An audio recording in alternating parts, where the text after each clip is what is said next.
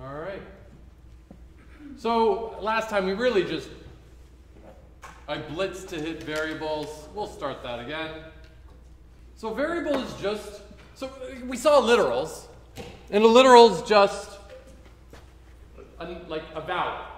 If I write the number 11, if I say print 11, I gave the print function the literal value 11. But a variable is a way to store a value, but to store a value with a name. You can give it a label. So you can say something like, my variable equals 11. Now you have a variable that is storing the value 11. You can change what it holds. You could say, my variable equals 22. Then you say print out my variable, it'll say 22. It's storing the value. So we have literals that can represent values, and we also have variables that can represent values. And variables are probably the most important basic building block thing that we're going to be using going forward, because you'll see as we go, but it's how we are capable of manipulating data and information and doing anything interesting in clever ways. So in this example here, and let's just check again at the back, you can see this pretty good, or is it too small? You good? So if I say a equals 5, great. Now the variable a, which is a terrible variable name, but now the variable a is storing the value 5, and the value 5 has type integer. Then I have the variable m equals some string. Okay, great. Now I have a variable called m, storing the value some string of type string. There, done. That's it. You type something like that, you store values in those named things we call variables. Now, I said this warning last time, I'll say it again. And this does, whether you even realize it or not, this does tend to trip some people up the first couple times they get used to using equals as assignment, because people are used to equals being a statement of fact, that two things are equivalent. In math, if I say x equals 7, I'm not assigning the value 7 to x. I'm saying x is 7. It's a statement of fact. If two things are equivalent, they're equivalent. But in computer science, in many popular programming languages, equals means assignment. Because, let me put it this way. If I write something a equals 5 and then a equals 6, print a, we'll see 6 printed out. Why? Well, let's go through what this program is doing.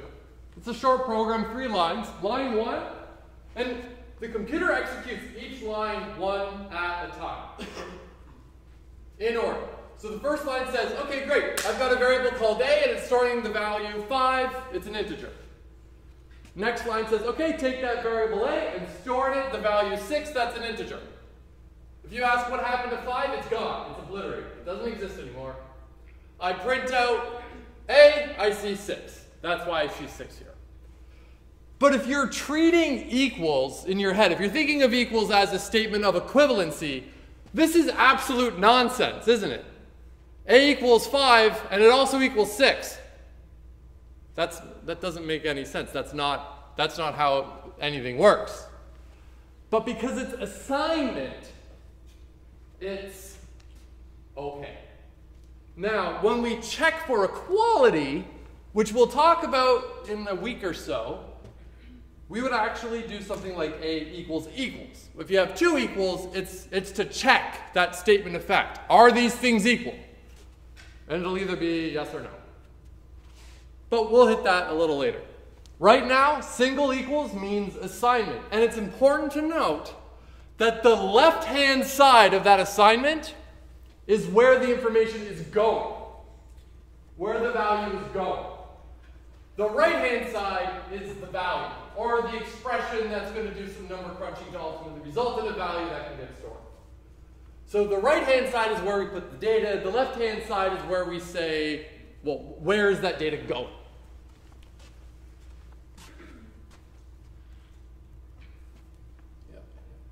So using variables. Well, you can use them just like the literals. I'm going to take this right here, copy, paste. I hit run. We see 11 and then 11. And the reason this works is, well, the first line of code says print 5 plus 6. Well, Python's not going to go print 5 plus 6. It's going to calculate what 5 plus 6 is. It's 11. And then print out that. Because 5 plus 6 is like an expression, right? So it does the calculating and then it prints out the result. Now, mind you, if I put quotes around the 5 plus 6, it would print out 5 plus 6. But that's because it's a string, not the integers that I've given it here. So I say print 5 plus 6. That first line of output there, we see the 11. Line 2, there's nothing there, it just skips it. Line 3, I assign a variable a, the value 5, and then line 4, the variable b has the value 6. So then when I say print a plus b, well, take a and b. What's a? It's 5. What's b? It's 6. 5 plus 6 is 11. Print out 11. That's where that second 11 comes from. Any questions about that? Yes? Yes. And you can print integers without quotation marks and floats without quotation marks. Yes. Is that the only thing you can print without quotation marks? There are other things that we're going to see without quotation marks. I mean, here, when you even see the a plus b, we're printing out the variables, right? But if I do something like C, it's going to say, well, name error. I don't know what C is because I never defined C. It knows what A is. Why? Well, because on line, I don't know, was it 3? I said A is 5. But there's no C. I could fix this by saying C equals 88. Great. Now it's there. But yeah, the quotes are really just for the strings. And everything else you can just print out without them, I think. Well, we'll see as we go. Good question, though. Any other questions?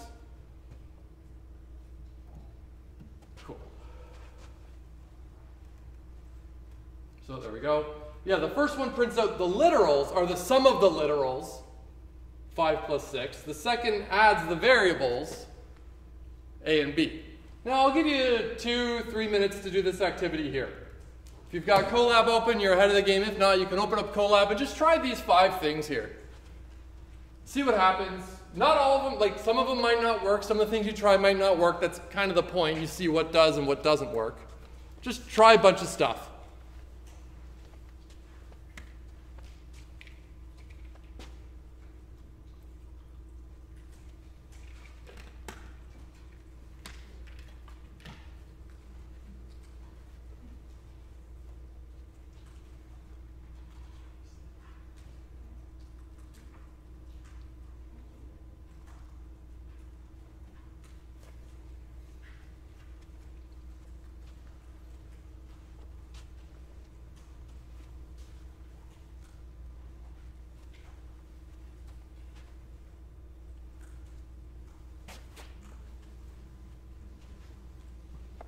The last one might seem like a trick question considering we've just done that a bunch of times already. You just print it out. So that was a gimme.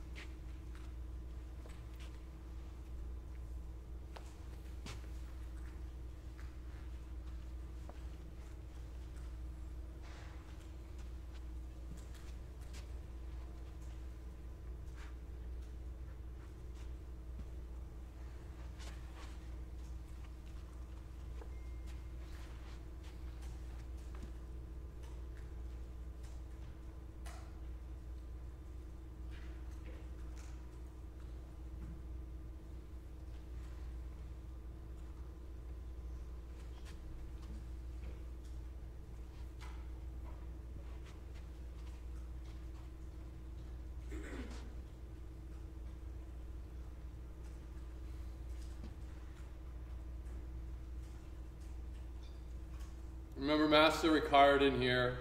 Put them on. Everyone.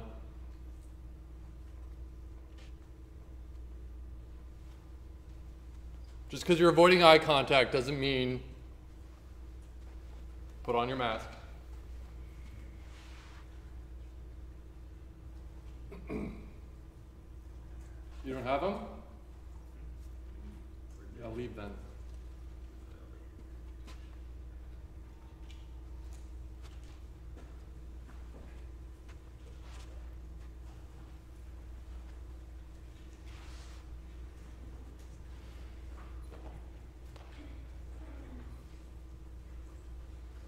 All right, so the first one's just assigning a bunch of things to variables, so we can do that.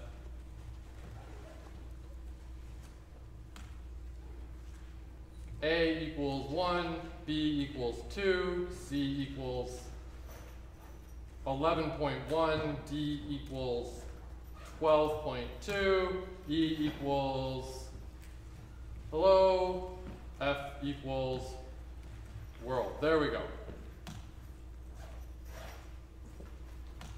So that's the first one. I just set 6 variables, 2 ints, 2 floats, 2 strings. Why? Because.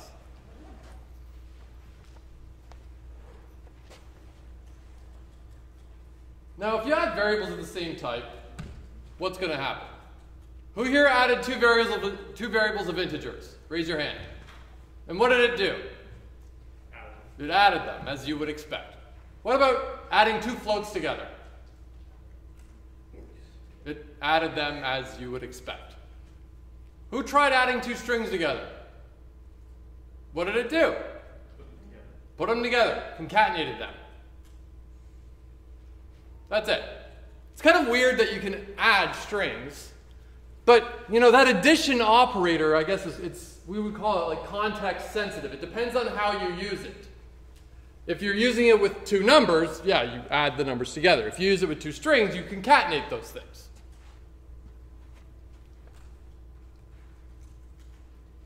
If you don't have a mask, leave. Now, who here tried adding an integer and a float together? Did it work? Yeah. Yeah, that's not shocking, is it? But what happened if you tried to add a string and an integer together? Yeah, it didn't work. What does that mean? Python didn't do it for you. But, I mean, it doesn't make sense anyways, right? Like, if I asked you, what's hello plus 1? You're going to say, that doesn't make sense. That's a stupid question. That doesn't make any sense.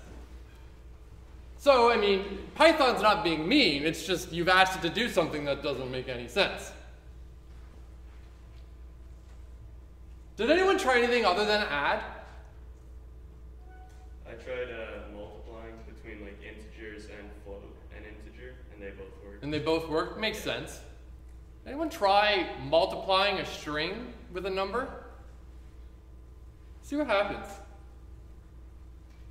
So, if I do print E plus A, that's not going to work, right? You're going to get like, can only concatenate strings, not ints to strings, right? Great. But what happens if I do like, I'll just use a literal, times 3. It actually works, which is kind of interesting.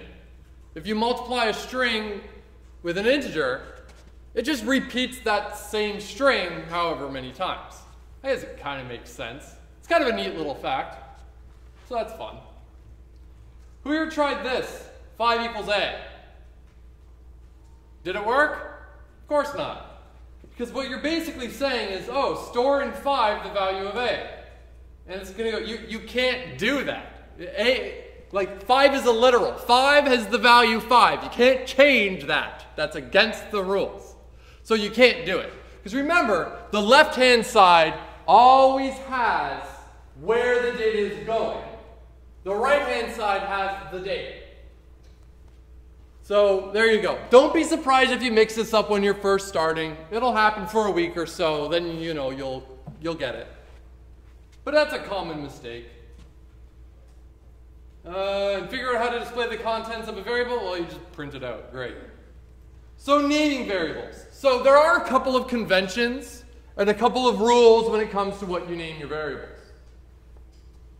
Some of them are hard rules, and if you don't do it, if you don't follow that rule, it's not going to work. And some of them are conventions where you don't have to follow the convention, but if you don't, everyone hates you because we follow conventions. Because you want to give, if everyone's following the same set of rules, if you give them your code, they're going to look at it and be happy with it, and vice versa and everything. So we're all following the same conventions.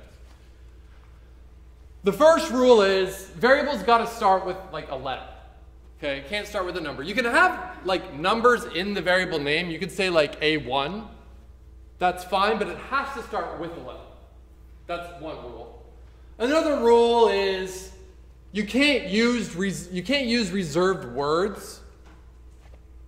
So there are reserved words in Python. For example, one that I talk about is def.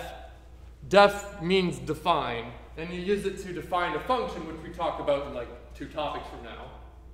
So you can't use def because def is a reserved word. It's got special meaning. And there are a bunch of other rules that you might run into, but chances are you won't. Chances are you're not going to have an issue with picking your variable names. But if Python starts yelling at you about your variable names, all right, you may have stumbled upon one.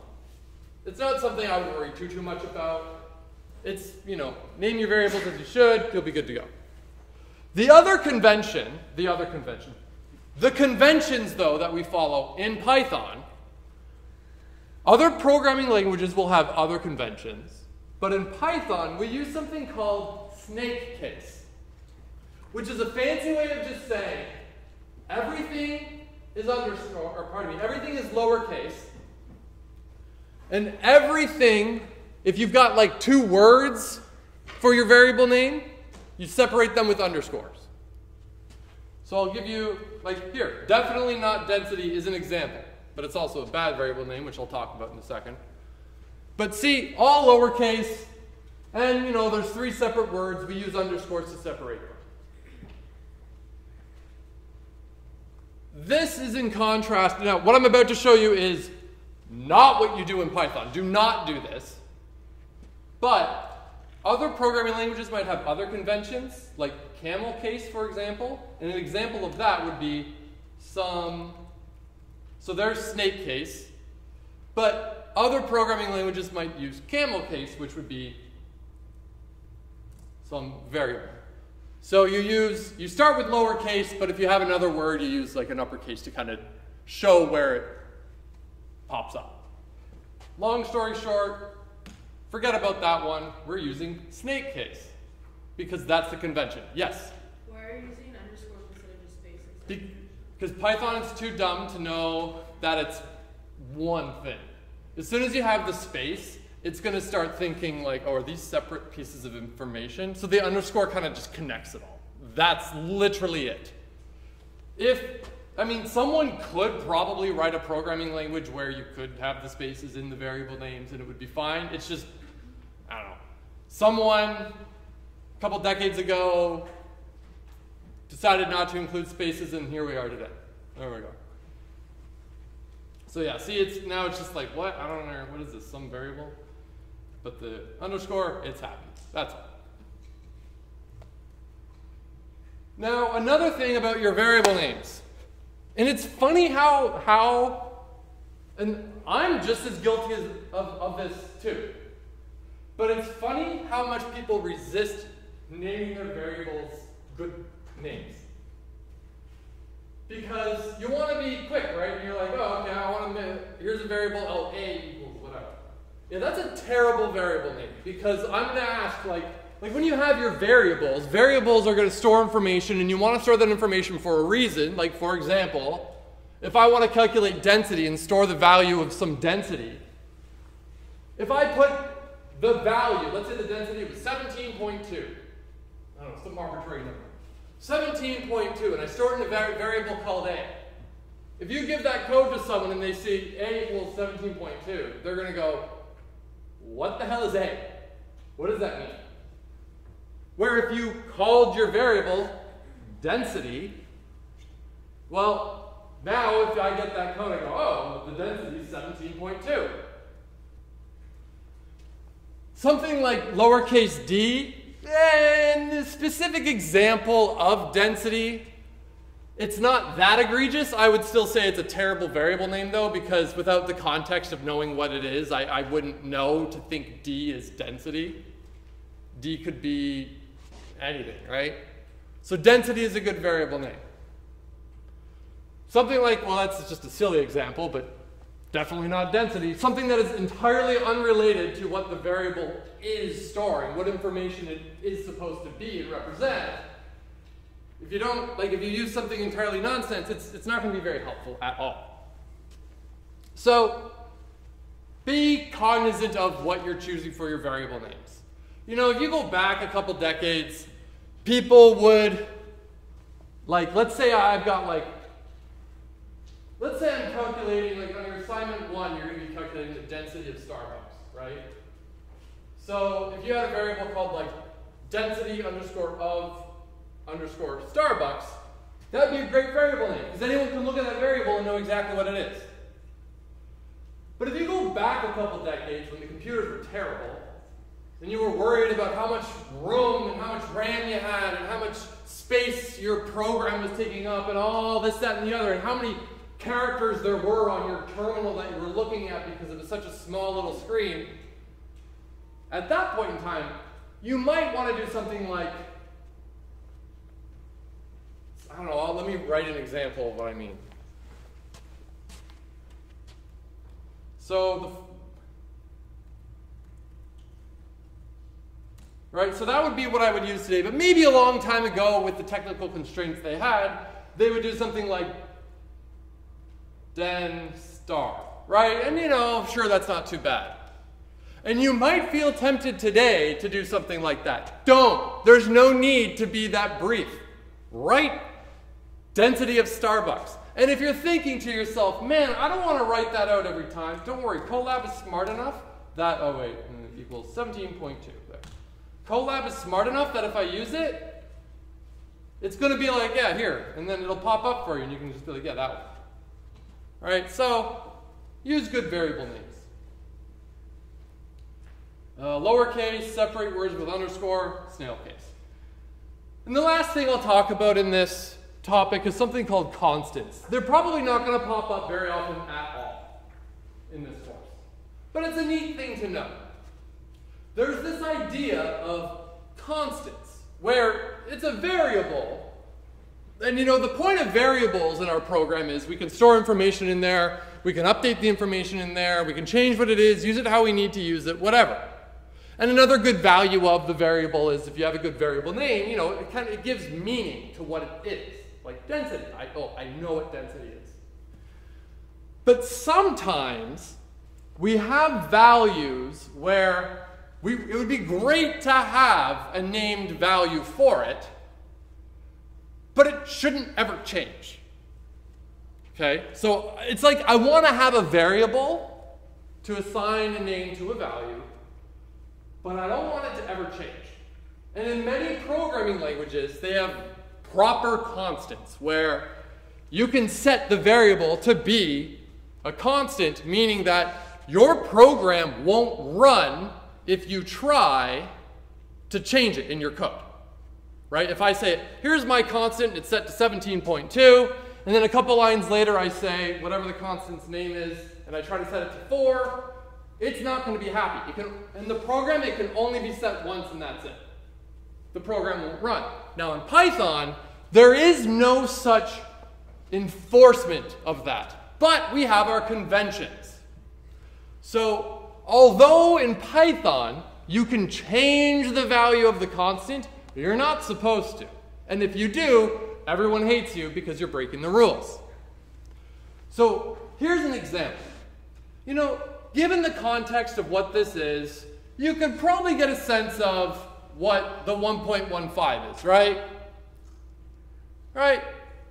Maybe raise your hand if you think you know, in the context of that 2-line program, raise your hand if you think you know what the 1.15 is. If you don't know what it is, though, that's fine. Raise your hand if you're like, yeah, I don't know. How would I know? Thought more people would say that. Everyone put your hand up. How would I know? Yeah, how would you know? Raise your hand. I mean, What I'm saying is you're agreeing with the statement that, yeah, I don't know what 1.15 is. Put your hand up. Do it. See, you all don't understand what it means because it's just some arbitrary literal, 1.15. What the hell is that? But if I came along and did something like this, is there any ambiguity, is there any question about what on earth that is now? No, you know immediately what it is. Why? Well, there's this big thing yelling at me, sales tax, right? So when I see some bill equals 10.45 times sales tax, oh, I immediately know it's the tax calculation. Great. And see how I set the value once at the top. I don't change it. Again, in Python, you could technically change it, but don't because you're breaking the conventions and everyone will hate you. But you set it. And notice that with constants, the convention is the way you let other programmers know, and this is the same convention in many other programming languages. When you do it that way with all uppercase underscore, that immediately tells other programmers, oh, that's a constant, leave it alone, don't touch it. Now, I want to be clear. If Nova Scotia tomorrow lowers the sales tax to 14%, well, yeah, you go and you alter sales tax to not equal 1.15 anymore. You alter it to be 1.14. You can change it and set it to a value once. At the beginning of your program or wherever it's set, typically the beginning of your program, that's where it should be, you set it once and then it stays unchanged. That's the rule. And another benefit of this is, imagine I've got like a 1,000-line program here doing all these calculations with sales tax. And if I wrote 1.15 every time, I'm going to have to go through my code. Sure, I can do like a find and replace. That's not too bad. But I can open up my code. I'd have to go through all the ones that say 1.15 and turn into 1.14. But if I used a constant, I would only ever need to change the sales tax to 1.14, and then it's changed everywhere else in the program because, well, it's storing the value that you set once. So there's another benefit, right? So that's handy. Yeah, Great. Any questions about anything we talked about so far?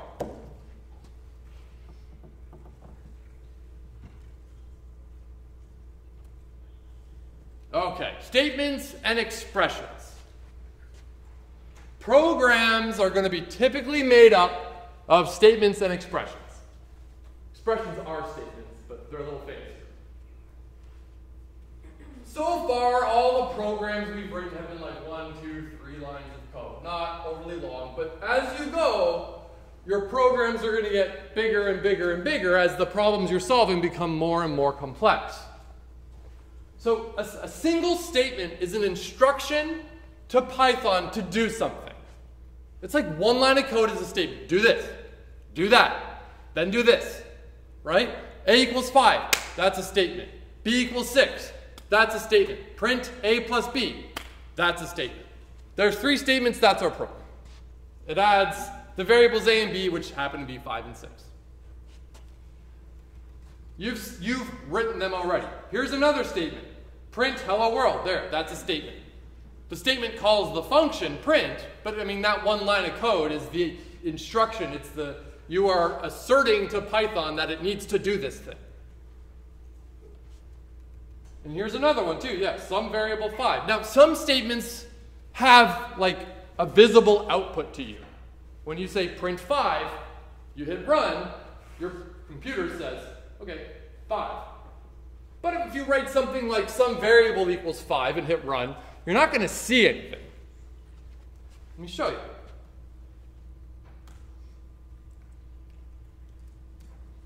There, hit run. There's no output here.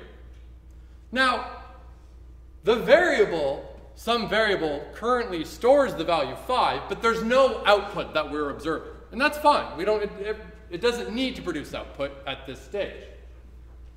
Back if I hover. And look, it's kind of cool, right? Even if I hover over it, it's saying, oh, there's some variable and it currently has the value 5. Isn't that kind of cool? You know, kind of a nice way to inspect what's going on in your code. Now, it won't be if you haven't run it yet. You have to run it first. And then Python goes, oh, okay, so 5 is stored in some variable. But, yeah, let me show you what I mean.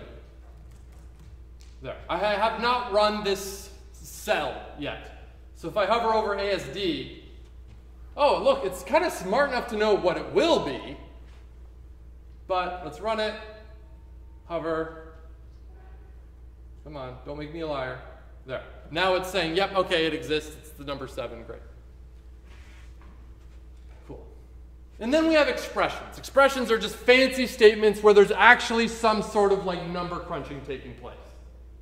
Like A plus B is an expression. It's a statement, but it's also an expression because it's doing some number crunching. An expression is roughly a statement that can be crunched down to a value. A more precise expression is a combination of values. Maybe they're variables, maybe they're literals, and some sort of operators, like arithmetic operators, plus, minus, subtraction, divide. Here, look at that. Here is a fancy expression. It's a statement as well, but here's a fancy expression. I'm taking some variable plus 1, multiplying it by 2, and then storing it in the variable some other variable. Why? Because I can. Does that have any meaning? No, not really. I'm just showing you an example. But there, that is an expression. It's doing some number crunching, and then it's assigning the final result into the variable some other variable. Neat. Okay, operators. You probably haven't even, let me take a step back. Statements and expressions. There will never be a question on a test that says, tell me the difference between a statement and an expression. That's a nonsense question, right? It's something that you're supposed to know, but it's not something you need to leave class today, like, oh, I need to go study the difference of a statement and an expression. No, it's just the words we'll use that you'll become familiar with.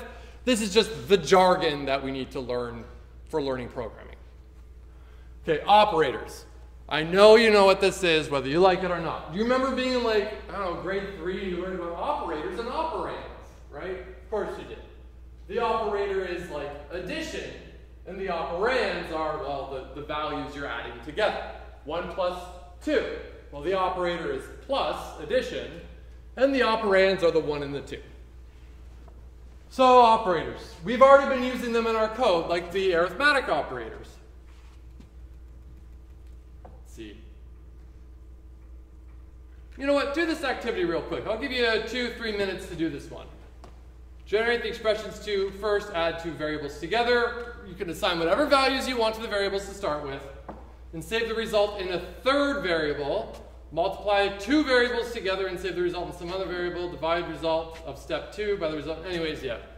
Take a couple minutes to do that and just hack around with this.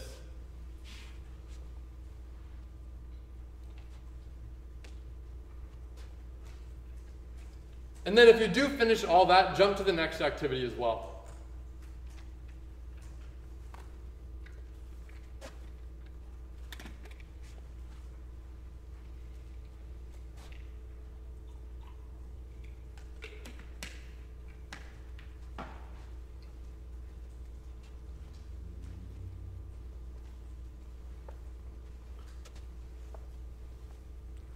Let me ask real quick. Everyone stop what you're doing and I'm going to ask you a question. You're going to raise your hand and be honest. Because I'm going to test you if you do. Who here knows by heart the calculation of how to convert Celsius to Fahrenheit? One person. What is it? Multiply by 9 over 5 and add 32. All right, one person do it. You're the weird one. No one else knows it. Why? Because who would remember that other than you, apparently? Is it because you just had to use it like the other day? Or you just know it? All right, that's impressive. That's impressive. That's, I don't think I've ever asked that and had anyone know it. Just, right? Because, of course, everyone's used it before, probably. But you don't commit it to memory because you don't use it that often. But then when you do need to use it, thank God Google exists, right? You just be like, all right, how do I do this? God knows I don't remember it. I'm impressed that you did. That's really something right there. So just carry on with what you're doing, and my question might become abundantly clear in a moment. I don't know.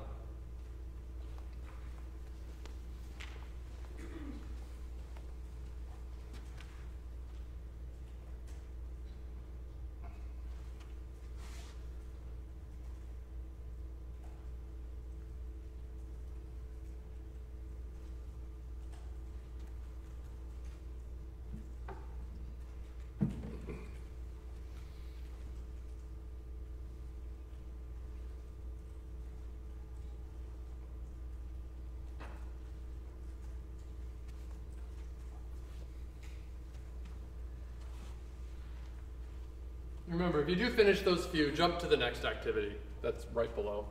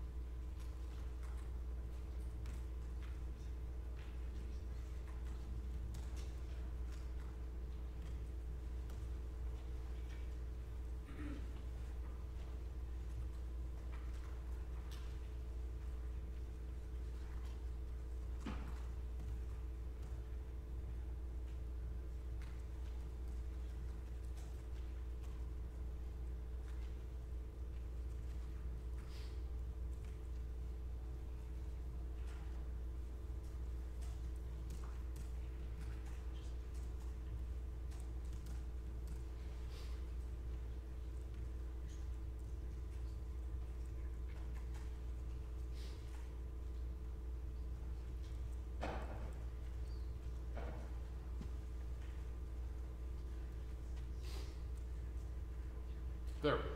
All right, I just did the first one. Terrible variable names. var1, var2, var3, var4, and so on and so on and so on. I had to actually keep going back and looking at which was which. Should have named them better.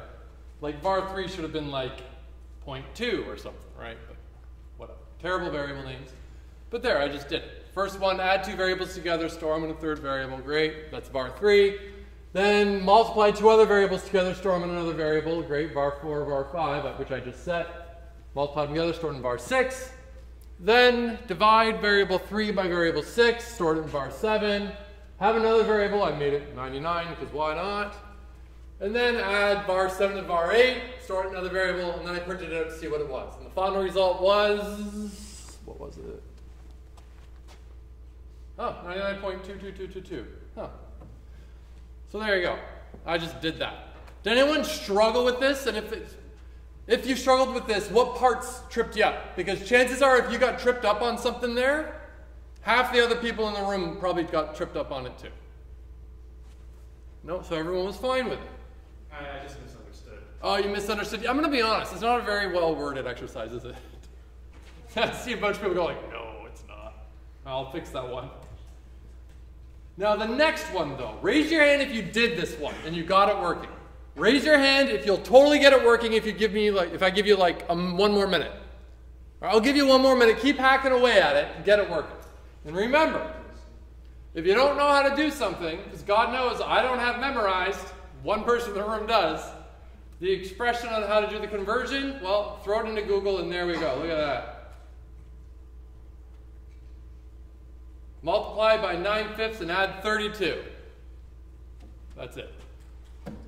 So this is the fancy math you got to do, but throw some variables in there and you're all set. I'm going to suggest maybe you start with something like C equals 22 degrees or something, right? And of course, you could come up with a better variable name than that. In fact, that's an uppercase C. What a terrible thing I just did. I'm not even following the conventions.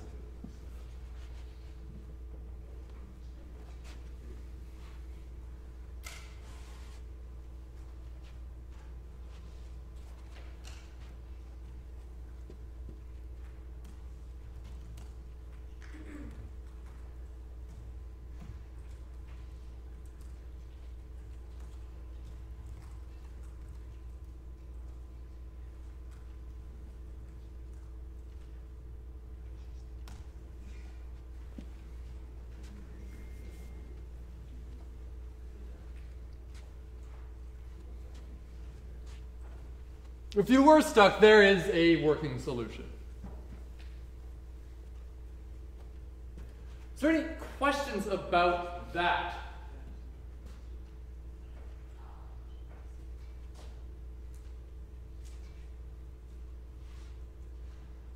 Now, it's kind of funny, right? Because suddenly we now have a program that is doing something useful. Everything we've done up until now has been like, oh, add two variables together. Well, now this is actually doing something that someone might care about. Converting the temperature of Celsius to Fahrenheit, right? So, it's kind of funny because, is it right? I mean, I know it's right, but let's say I wrote a program, I hit run, I got an answer, great. But having a working program is a different thing than having a correct program. So there's got to be a way for us to kind of test this, right? A simple thing to do is just look up some examples, right? Like, okay, I know that 0 degrees Celsius is 32 Fahrenheit, right? And I know that, what is it, negative 40 is negative 40, right? So because I tested those two values, I'm pretty confident it's correct. I could probably test a little bit more thoroughly too, but it's important to note that testing your solutions, you don't program without testing. There's programming and then there's testing. You gotta, if you're doing one, you gotta do the other. So don't forget about testing and making sure that you're correct. If that didn't make sense to you, it's just 0 degrees Celsius converted to Fahrenheit is 32 degrees Fahrenheit, and it just so happens that negative 40 degrees Celsius is negative 40 degrees Fahrenheit. Because. Another interesting little piece of information, raise your hand if you have programming experience. Really high, really high, really high. Keep your hand up if the programming experience you have is not in Python. Okay, what language did you use? Wait, no, sorry. It was Python? What language did you use? Java. Java. What language did you use at the back? C++. C++. From engineering. C++. How about you? Java. Java. Java. Cool. What was it? C++ and Java. C++ and Java. C++. C++. Perfect. Now, Python did something that angered programmers around the world, and they're still salty about it. Because for those of you that are used to Java and Python, or pardon me, Java and C++, I'm going to ask you a question. If you don't know the answer, it's fine, because maybe it's been a while since you did the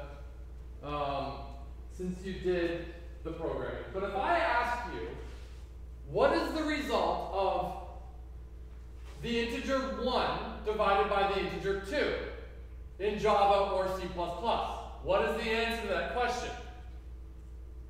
Does anyone know? No one wants to take a guess? I heard someone say something. I just don't know what it was. Who here thinks, well, it should be a half, right? Duh. No. it is 0. Now, the reason it's 0 in those languages is because they're integers. And the result of taking an integer and dividing it by another integer has to give you an integer. So integers don't have decimals, so the decimal is what we call truncated off the end. The answer could have been, you could do 99 divided by 100, and the result would be 0. Even though you're like, but it's 0.99. Nope, it's 0. The decimal gets cut. It doesn't round, it just drops the decimal. This was true in Python up until Python 3. And then in Python 3, they decided, you know what, let's break convention of every other programming language ever and make it so that regular old division will automatically convert it to the floating point numbers. Meaning, if I do print 9 divided by 5, we get 1.8. And then if in Python you really wanted that integer division, you would have to do // 9//5 does the truncating. The reason this angered a lot of people is because, well, it broke with the convention that had existed for decades. And if I had code in Python 2 that needed integer division, suddenly all of that code is now broken. This is an example of a terrible thing that someone did. So just an interesting piece of information. If you're using Python 2, which don't, but if you're using Python 2, this will work as your typical programmer would expect. For you, as new to programming, you see 9 divided by 5, and you go like, yeah, obviously it's a decimal. Yeah, fine, but just note that Python 3 angered a lot of people. Kind of just an interesting bit of trivia. Okay. Operators and other types, we actually just did this. Example of like multiplying a string and an integer together. Right? It multiplies it by, it just repeats it 3 times. And then when we have large series of statements, well, all our programs so far have been relatively small, a couple lines. But obviously, as we solve more and more complex problems, our programs are going to get bigger and bigger and bigger. And we store these things in files we like to call scripts.